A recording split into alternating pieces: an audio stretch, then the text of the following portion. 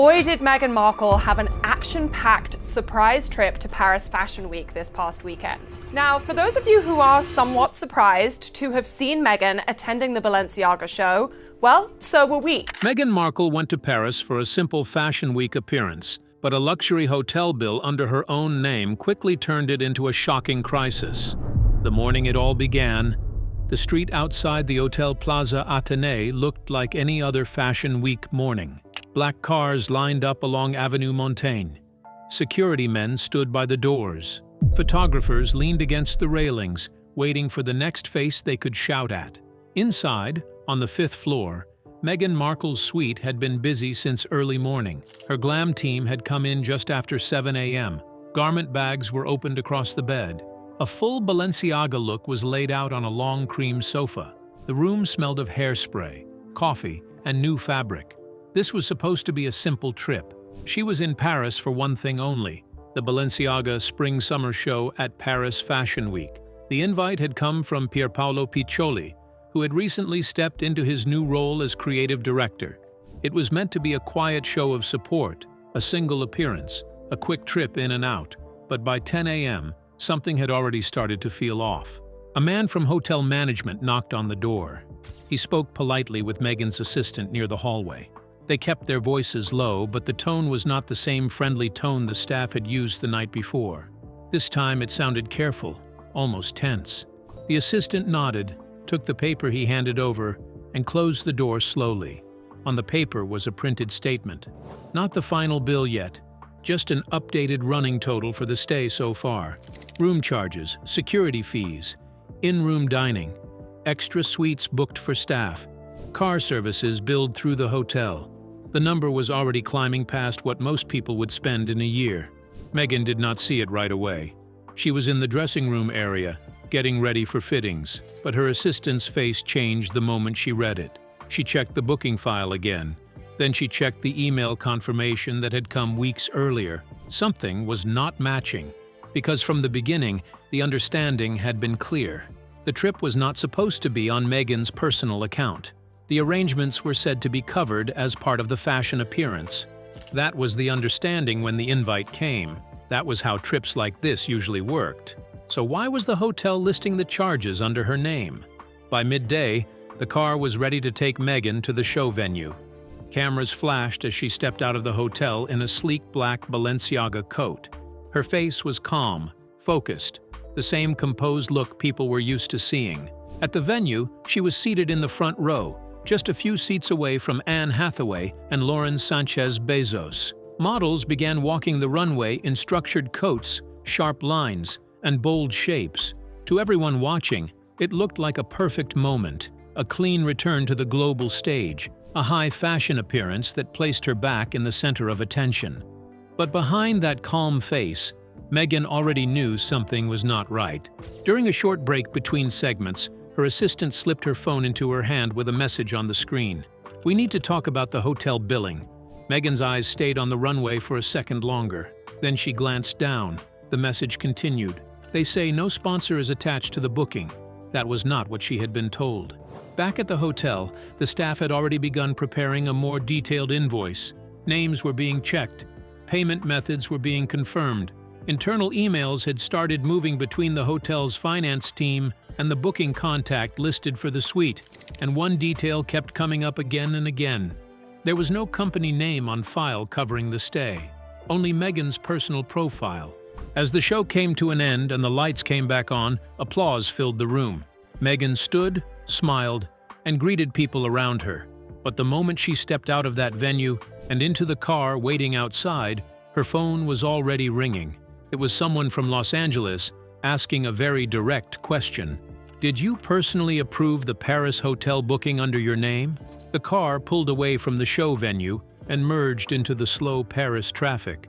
Meghan sat in the back seat, still in her Balenciaga look, her phone pressed to her ear as the call from Los Angeles went on.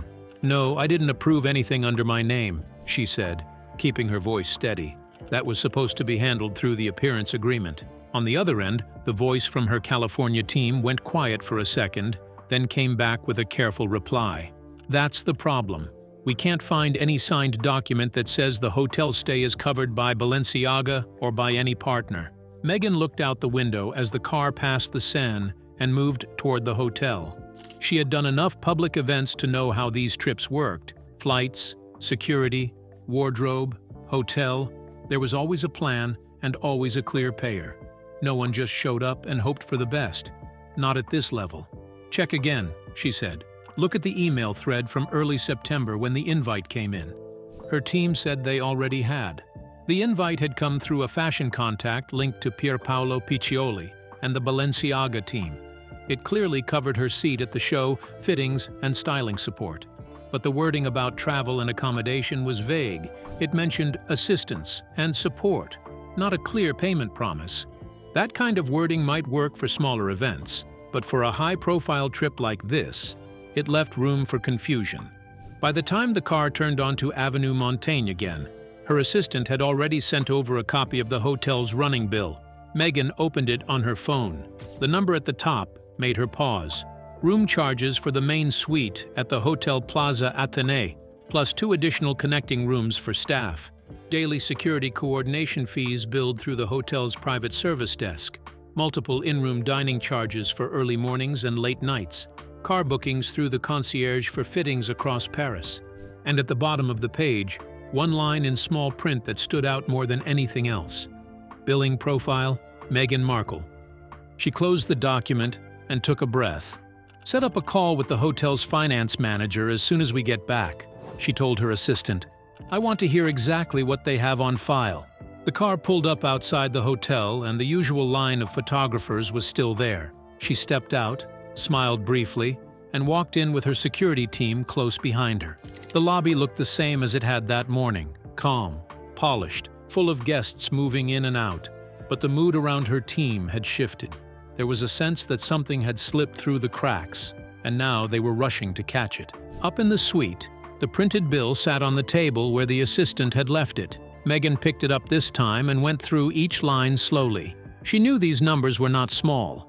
Even for someone used to high-level events, this was a lot to have sitting under her own name without a clear plan. Keep watching, because the next phone call would make the situation even more complicated. At 4 p.m., the hotel's finance manager joined a call with Meghan and her team. He spoke in a polite, formal tone, explaining how the booking had been made. The reservation was secured through an external booking agent based in London, he said. They provided your name, your profile, and a credit guarantee attached to your personal account. There is no company listed as the paying party at this time. Meghan frowned. Which agent in London? The manager read out the name. It was a boutique agency that had worked on private bookings for high-profile clients before, but it was not one of the usual agencies her team used. Her assistant quickly checked their records. No one on Meghan's side had used that agent for this trip. So who contacted them? Meghan asked. The manager paused for a second. The initial contact came from a public relations office connected to the fashion event, but the payment details provided were linked to your personal file. That answer did not clear anything up. If anything, it raised more questions. Because now there were 3 separate pieces that did not fit together. A fashion house that said it invited her as a guest, a London booking agent her team did not hire, and a luxury hotel billing everything to her name. As evening came closer and the lights of Paris started to come on outside the windows, Meghan sat at the table with the bill in front of her and her phone full of missed calls. One message from Los Angeles stood out above the rest. We are hearing that a journalist has already asked the hotel about your booking, and that meant the situation was no longer private. Meghan read it again, then looked up at her assistant. Who asked the hotel? We don't know yet, the assistant said, already typing on her phone. But it means someone outside already knows your name is on that booking. That changed everything. Up to that point, this had been a behind-the-scenes mix-up that could be fixed quietly. Now it had the smell of a story. Within minutes, her phone started lighting up again. Messages from contacts in London, Los Angeles, and New York. A stylist who had worked with her before asked if she had seen the online chatter. A publicist from a fashion magazine sent a short note. Call me when you can. Something is starting to come up about your Paris trip. Meghan stayed calm on the outside, But the pace of it all was moving fast. Her team quickly pulled up social media. At first, there was nothing serious, just photos from the show. Then one post stood out. A fashion blogger based in Paris had written, "Hearing that Meghan Markle's hotel booking at Plaza Athénée is under her personal account, not covered by the brand. Can anyone confirm?" It had only a few hundred likes at that moment, but it was enough to start questions. Meghan closed the app and placed her phone face down on the table. "We need to get ahead of this," she said. Her assistant nodded. "We are trying to reach the London booking agent again. They have not replied since this morning."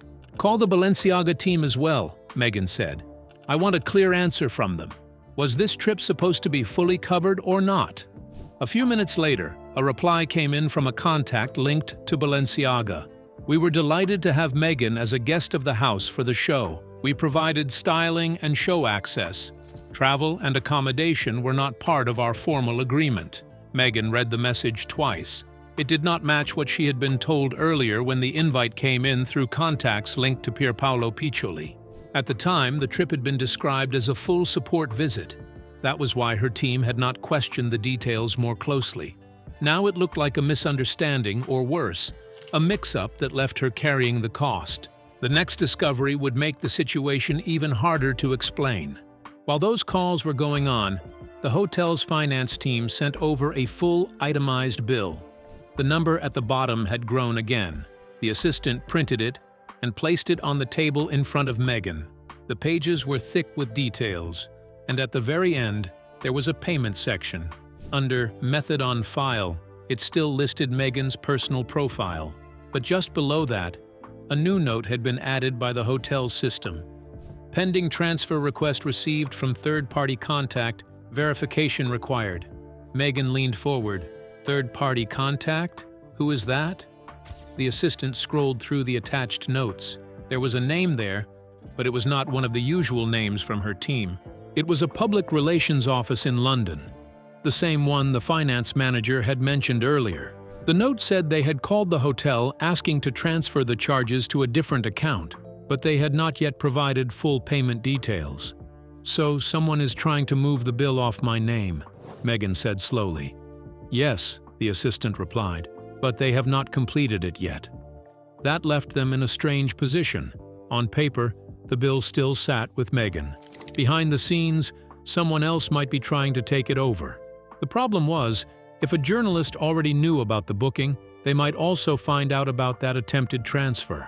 And that was the kind of detail that could turn a simple billing mix up into a headline. Outside, the Paris evening had settled in. Cars moved slowly along Avenue Montaigne. Inside the suite, the mood was tense. Then another call came in, this time from Los Angeles again.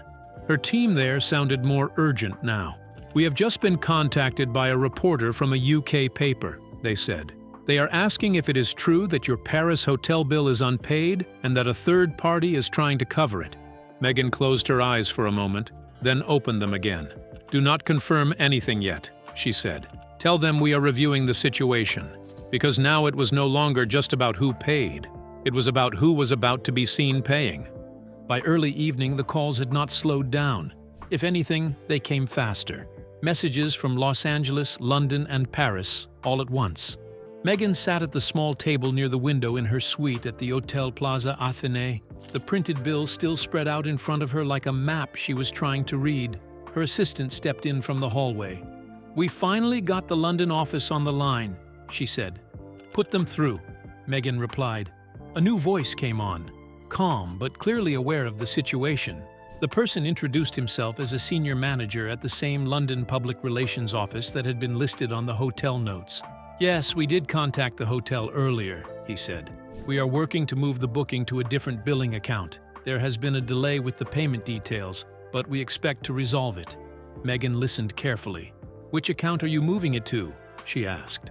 There was a short pause before the answer came. "It is connected to a media partnership linked to your appearance at Paris Fashion Week." That answer sounded polished, but it did not explain enough. Meghan pressed again. "Which partnership exactly, and who approved it?" The manager spoke in a careful tone. "We are coordinating with contacts linked to the show and to your broader media work. It is not unusual for these trips to involve more than one partner. Meghan glanced at her assistant, who was already shaking her head slightly. This was not how her team normally worked. There was always one clear agreement, one clear payer, and one clear contract. Keep watching, because the name behind that media partnership would bring a whole new level of attention. After the call ended, Meghan's assistant quickly checked the contact list again. The London office had worked on fashion events before, but they had not been hired directly by Meghan's team for this trip. That meant someone else had brought them in. Could this be connected to your Netflix projects? The assistant asked quietly. Meghan did not answer right away. Her deal with Netflix had opened many doors, and many partners like to attach themselves to that kind of visibility. But any use of that name in a financial arrangement needed to be clear and approved. Call our legal team in California, Meghan said. Ask them if any production or promotional partner was linked to this Paris visit. While that call was being set up, another message came in from Los Angeles. This one was short. The UK reporter now says they have seen part of the hotel invoice. That meant someone had shared at least a piece of the bill outside the hotel. Meghan felt a tightness in her chest that she tried to push aside. She had handled public pressure before, but this was different. This was about money, paperwork, and the idea that she might have left a large bill unpaid. Find out how that invoice got out, she said.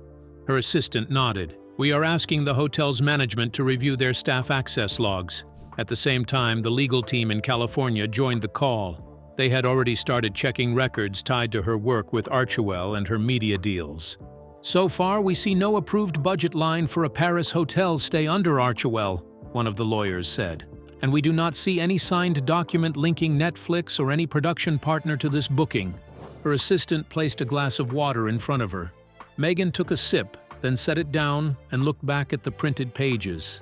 Every line, every charge, every note at the bottom was now part of a story that was starting to spread. And somewhere in London, someone had made a call to that hotel, trying to move the cost away from her name, just as questions started coming in from the press. Meghan had always been the kind of person who paid attention to details. Even long before she married into the royal family, people who worked with her on shows like Suits used to say she liked to know where everything was going, who was in charge of what, and how her name would be used. That habit had only grown stronger over the years. Her work with Archewell, her media deals, and every public appearance she made all followed the same pattern.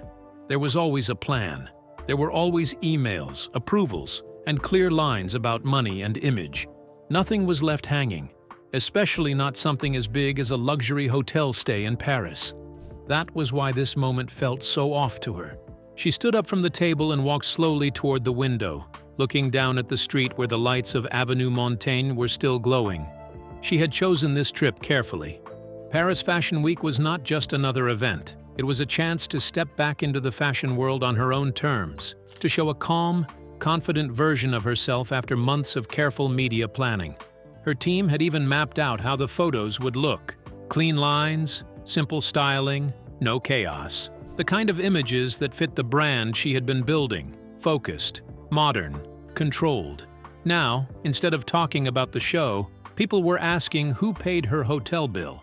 That was the kind of story she had spent years trying to avoid.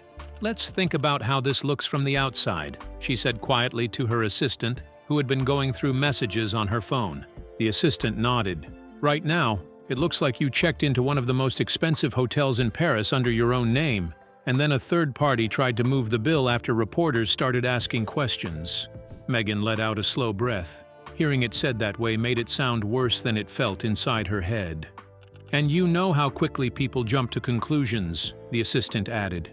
Meghan did know.